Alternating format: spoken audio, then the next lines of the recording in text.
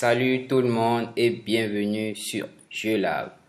Alors les amis, nous avons commencé déjà cette séance avec une brève présentation de ce que l'on veut faire au cours de toute cette formation. Alors pour cette première séance, j'ai prévu parler avec vous de la description, c'est-à-dire vous donner avec une exactitude un peu parfaite ce qu'on appelle notification push et me baser déjà sur un code que j'ai déjà fait pour vous montrer exactement comment cela marche. Donc on va commencer avec une brève description. Alors la messagerie push constitue un moyen simple et efficace de reprendre contact avec vos utilisateurs. Ok, donc dans cet atelier, nous allons apprendre à coder cela. Ok, donc qu'est-ce que je suis en train d'expliquer par là? Je vais me baser même sur une autre définition pour vous expliquer. Ici, par exemple, vous voyez, les push notifications ou notifications push sont des messages d'alerte envoyés par des applications sur les téléphones mobiles et les ordinateurs. Donc, voilà, surtout cette définition, je la trouve vraiment parfaite. Donc, les push notifications ou notifications push sont des messages d'alerte envoyés par des applications sur des téléphones mobiles et des ordinateurs. Je vais prendre l'exemple par exemple de YouTube, ok? Quand on vient sur YouTube et vous vous abonnez et vous activez la cloche de notification, et je vous invite déjà à le faire déjà sur ma chaîne JeuxLab. Alors, qu'est-ce qu'on remarque? On remarque que même si vous n'êtes pas, c'est-à-dire que si vous êtes abonné et vous avez activé la cloche de notification, même si vous n'êtes plus après sur YouTube et vous êtes en train de surfer sur d'autres sites, mais que vous allumez votre navigateur, vous allez remarquer un petit message qui va apparaître sorti de nulle part et vous dit peut-être une nouvelle vidéo de JeuxLab est sortie, un truc comme ça. Donc c'est ça en réalité qu'on appelle les push notifications. Ces push notifications là nous permettent à des utilisateurs d'être informés en même temps quand vous faites sortir quelque chose ou en même temps quand vous envoyez un message à travers ce push là. Donc en quelque sorte ce sont des outils qui vous permettent de ramener des utilisateurs sur votre plateforme, ok? C'est-à-dire que si un utilisateur n'est plus jamais parti par exemple sur votre plateforme, n'a plus jamais visité, mais que vous avez publié un nouveau contenu, alors directement il verra que qu'il y a un nouveau contenu qui a été publié. S'il est intéressé, il va y aller. Donc ce sont des outils très efficaces pour pouvoir ramener des utilisateurs sur votre plateforme à tout moment. Donc on va se baser ici maintenant sur un exemple pour vous montrer comment cela se passe. Donc ici par exemple, je vais me désabonner. Donc ça c'est un code déjà préétabli, ok? Supposons, je prends l'exemple, tout ça c'est une plateforme, ok? Je vais même changer pour, voilà, souscrire. Hop, hop. Voilà. Je viens là.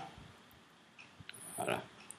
Donc on vient ici par exemple, on vient sur un site normal et il y a un bouton qu'on appelle ici bouton souscrire à un abonnement où j'accepte de recevoir les notifications à chaque nouvelle sortie. Donc supposons que ce soit ça, ce bouton là. Ok, je suis sur ma plate, je suis sur une plateforme et cela me dit cela.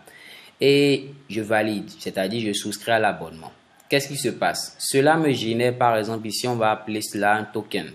Ok, ce token là, c'est avec ce token que nous on va comment dire, on va avertir l'utilisateur qu'un message a été envoyé. Donc je vais faire une description et vous allez voir ce que je suis en train de dire. Donc je viens là et je prends ce token que je mets là. Ok, maintenant une fois que je mets ce token là, je peux mettre mon message ici. Par exemple, je peux mettre ici JeuxLab organise une séance, ok, une séance de codage, ok, de codage par exemple, voilà, ici. Et je valide, j'envoie ce message là. Vous allez voir que, voilà, l'utilisateur n'est pas autorisé. Donc, voilà, on va encore reprendre cela ici. J'arrive. Hop, hop, hop, hop. Voilà. Que vous voyez effectivement ce que l'on veut obtenir. Donc je soumets mon truc, je me désabonne et je me réabonne. et je prends maintenant le token. Hop, hop. Là, je viens là, je recharge la page. Voilà, et je mets mon message, je la organise. Get is not valid, autorisation head. Ok. Voilà, je sais pas ce qui se passe. Alors, je pense que c'était une erreur au niveau du token. Donc, qu'est-ce que j'ai fait? Même si vous ne le comprenez pas encore, je vais quand même vous l'expliquer un peu. Donc, il faut noter que déjà en haut ici, j'utilise cette clé là, cette clé publique là pour pouvoir envoyer mes notifications. Donc, il se fait que cette clé là n'était plus valide. Donc, je l'ai changée et maintenant on pourra envoyer nos messages.